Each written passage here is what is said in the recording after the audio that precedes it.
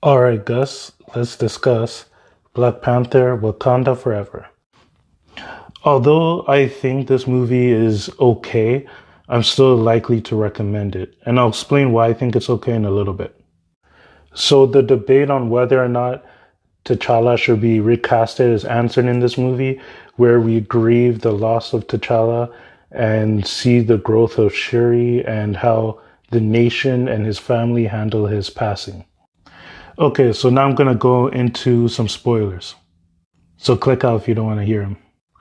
Okay, so I'm gonna start with the negatives and then go into the positives. So the first negative for this movie uh, kind of ties with the positive, which is that the story wasn't anything.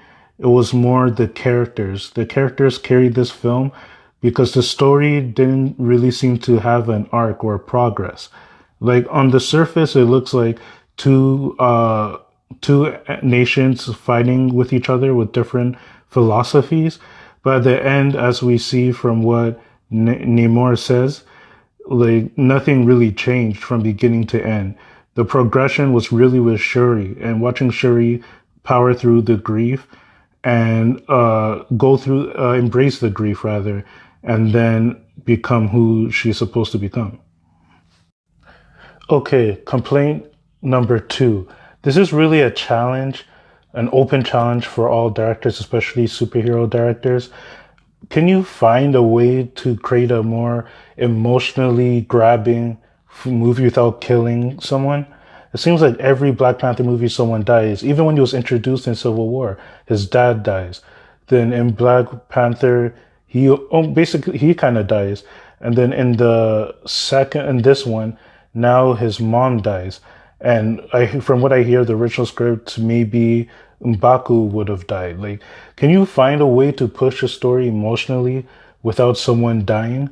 Oh yeah, and in the first one, I guess Killmonger dies.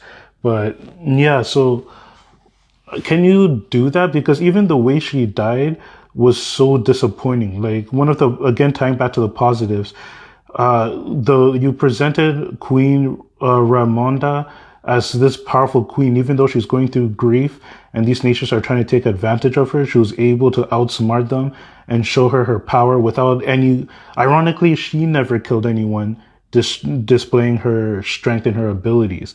But then at the end, it seems like that presentation of strength is gone now. Now she's just making unwise decisions. Like when the Tolkien come to invade uh, Wakanda, like her Shuri didn't have a quick discussion all the threats he made on coming. But even besides that point, as the queen, sovereign queen of a nation, shouldn't she have some kind of protection, especially since they don't have the Black Panther and Shuri as well as the next in line and the only next blood descendant, at least directly. So shouldn't they both have been in the palace and not just the mom staring at a window and just watching Namor attack her and kill her? That doesn't make any sense. At least like if the Dora Milaje can be there to protect her, not even like two of them or one of them, then at least give her one of the suits you designed, the blue suits she designed to protect her, or even Riri could have done that. Uh, yeah, it was just like completely avoidable and felt forced that she had to die in order for this story to progress. And again, disappointing compared to how powerful they showed her at the beginning. Um, they should be like in her lab or bunkered down somewhere, and maybe like a war room or something to help with the battle. Honestly, at this rate, with it being hinted that M'Baku is the next king of Wakanda, I'm worried if he'll survive past the next movie. They apparently need to kill people to make an interesting story. So I'm just praying he survives this next movie, and or no one really dies in the next movie. All these killings and Zemo's still around. Also, Angela was acting her butt here, and we're going to transition to the good after this.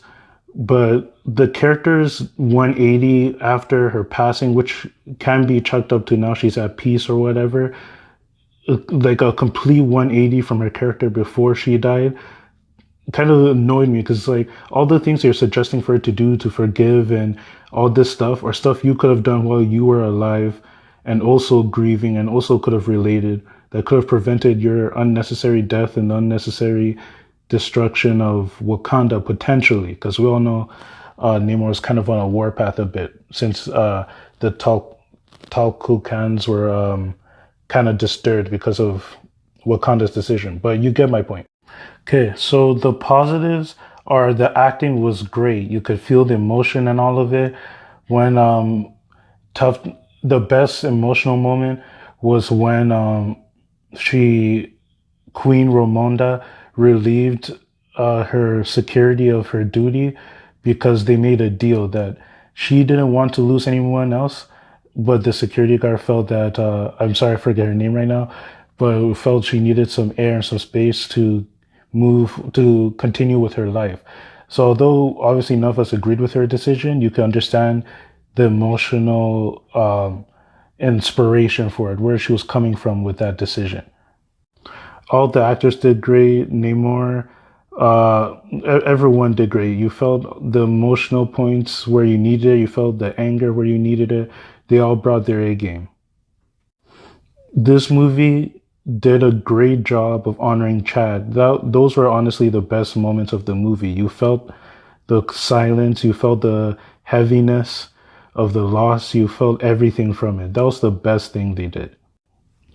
Another character moment I was having uh, the Tulku Khan security guard want to fight honorably and give Shuri her staff back so they can have an even, fair fight, and having that tie throughout the movie. That was a great arc. I mean, the the music was great, the sound design was great, the VFX was dope for both cities, and I like how they considered it to be dark where Neymar lives because of where they are underwater and all of that. And their story was touching, like the backstory of Namor. Don't know if we needed the CIA as much as we got. Kind of also curious in how they tapped into their tech to Mike Martin Freeman's character. Riri was hilarious and great too.